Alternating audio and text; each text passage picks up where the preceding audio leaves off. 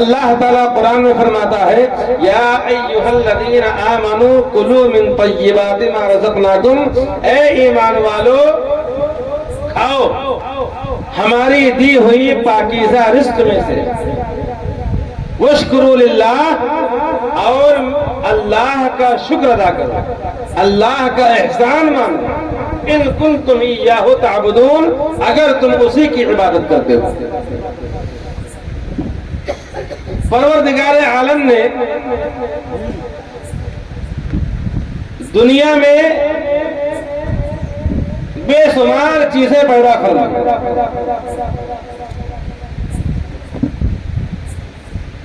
مگر کچھ چیزوں سے کے استعمال سے اسلام نے منع کیا، اور کچھ چیزوں کے استعمال کو جائز قرار دیا۔ دوسری آیت میں اللہ تعالیٰ فرماتا ہے ما آتاکم الرسول فخذوہ وما نہاکم عنہ فانتہوا، کہ رسول جو تمہیں دے اسے لے لو، اور جس سے روکے اس سے باز رہو۔ رسول کائنات صلی اللہ تعالی علیہ وسلم نے حدیث پاک میں ارشاد فرمایا کہ جو آدمی اپنے اہل و عیال کے لیے حلال روزی کماتا ہے تو یہ بھی ایک عبادت ہے۔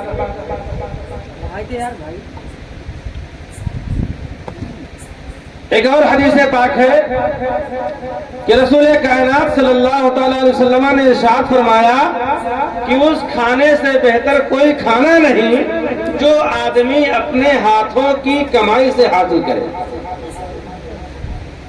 بلا شبہ اللہ کے نبی حضرت داؤد علیہ السلام اپنے ہاتھوں کی کمائی سے کھایا کرتے تھے۔ اللہ کے نبی حضرت عیسیٰ علیہ السلام نے ایک آدمی سے پوچھا کہ تم کیا کرتے ہو؟ تو اس نے کہا کہ میں تو عبادت کرتا ہوں۔ تو اللہ کے نبی حضرت عیسیٰ علیہ السلام نے پوچھا کہ پھر روٹی کہاں سے کھاتے ہو؟ تو اس نے کہا کہ میرا ایک بھائی ہے جو مجھے روٹی کھلا دیتا ہے۔ تو اس پر حضرت عیسیٰ علیہ السلام نے ارشاد فرمایا کہ تمہارا بھائی تم سے بڑا عابد ہے، تمہارا بھائی تم سے زیادہ عبادت کرنے والا ہے۔ مطلب یہ ہے کہ حلال روزی کمانا بھی ایک اہم فریضہ ہے، ایک اہم ذمہ داری ہے۔ کاجو اور بادام، یعنی جو ڈرائی فروٹس ہوتے ہیں، کاجو اور بادام اتنا کھاتے ہیں کہ کھانے سے جب بچ جاتا ہے تو چھت پر جو ہے سکھانے کے لیے پھیلا دیتے ہیں۔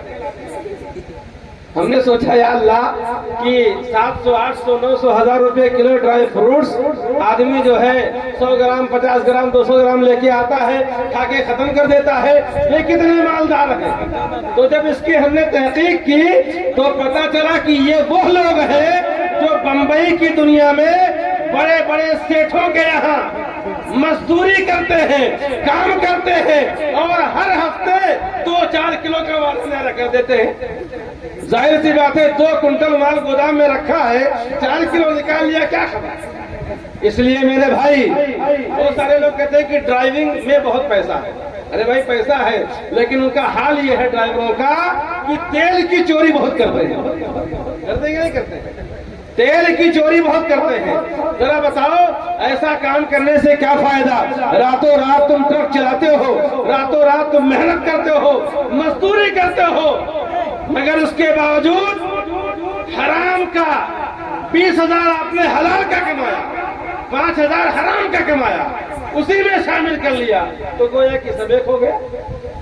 اس لیے ہم کو چاہیے کہ حلال کمائیں، حلال کھائیں، اسی میں ہماری زندگی یہاں بھی کامیاب ہوگی، مرنے کے بعد قبر میں اور اس کے بعد حشر میں انشاءاللہ ہم کامیاب و کامران ہوں گے۔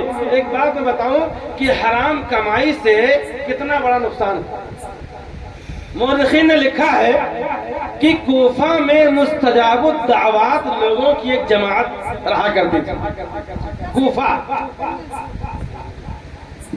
مستجاب الدعوات لوگوں کی ایک جماعت رہا کرتی تھی، تو ان لوگوں کا حال یہ تھا کہ ان پر جو بھی حاکم بن کر کے آتا، حکومت کرنے کے لیے بیٹھتا، تو وہ لوگ اس حاکم کے لیے بد دعا کر دیتے اور وہ برباد ہو جاتا، حکومت اس کی گر جاتی تھی۔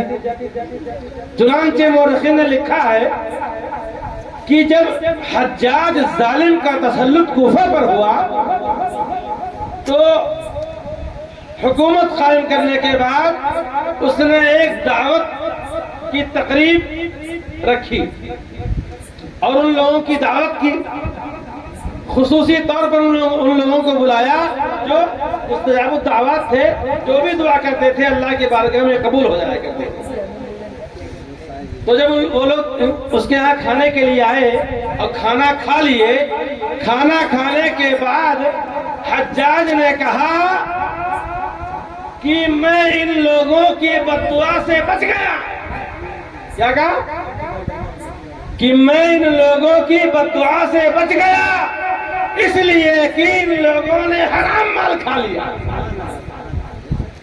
اب ذرا بتائیے، حرام مال کھانے سے اللہ کی بارگاہ میں دعا مقبول نہیں ہوتی ہے۔ آج آدمی پریشان ہے، جمعہ میں جاتا ہے 8ویں دن، مسجد میں سجدے کرتا ہے، کچھ لوگ تو 5 وقتہ بھی جاتے ہیں، مسجد میں سجدے کرتے ہیں، اللہ کی بارگاہ میں روتے ہیں، گڑ گڑاتے ہیں، پھر بھی ان کی پریشانی دور نہیں ہوتی۔ وہ شکایت بھی کرتے ہیں کہ کیا وجہ ہے کہ اللہ تعالیٰ میری دعاؤں کو قبول نہیں فرماتا ہے۔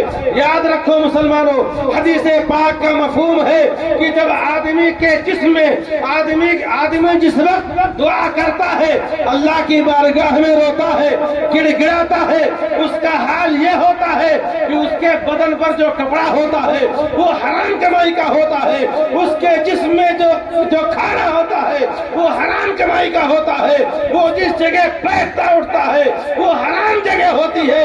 ایسی صورت میں وہ اللہ سے دعا کرتا ہے تو پروردگار عالم اس حالت میں اس کی دعا کو قبول نہیں کرتا ہے۔ اس لیے مسلمانوں، ضرورت اس بات کی ہے کہ ہم نماز بھی پڑھیں، روزے بھی رکھیں، زکات بھی دیں، حج بھی کریں، مگر حلال مال ضرور کمائیں، حلال کمائیں، حلال کھائیں، اپنے بچوں کو حلال کھلائیں تاکہ بڑے ہونے کے بعد یہ تمہارے مقام کو پہچانے، تمہارے مرتبے کو پہچانے، تمہاری نافرمانی نہ کریں۔ آج ہمارے بچے جب حرام کھائیں گے، حرام سے پرہیز نہیں کریں گے تو ذرا بتائیے وہ ماں باپ کا احترام کیسے جانیں گے؟ ماں باپ کو کیسے پہچانیں گے؟ ماں باپ کا احترام کیسے کریں گے؟ اس لیے لال پور کے مسلمانوں، آدھی روٹی کھائیے مگر حلال کھائیے، آدھی روٹی کھائیے مگر حلال کھائیے، حرام سے بچیے۔ حدیث پاک میں ہے کہ گوشت کی جو بوٹی حرام غذا سے پیدا ہوئی اس کا ٹھکانہ جہنم ہے۔ ہم کو، آپ کو، سب کو چاہیے کہ اسلام کے اس اہم فریضے کو اپنائیں اور اپنی دنیا بھی کامیاب بنائیں اور آخرت کو بھی کامیاب بنائیں۔ وما علینا الا البلاغ۔ السلام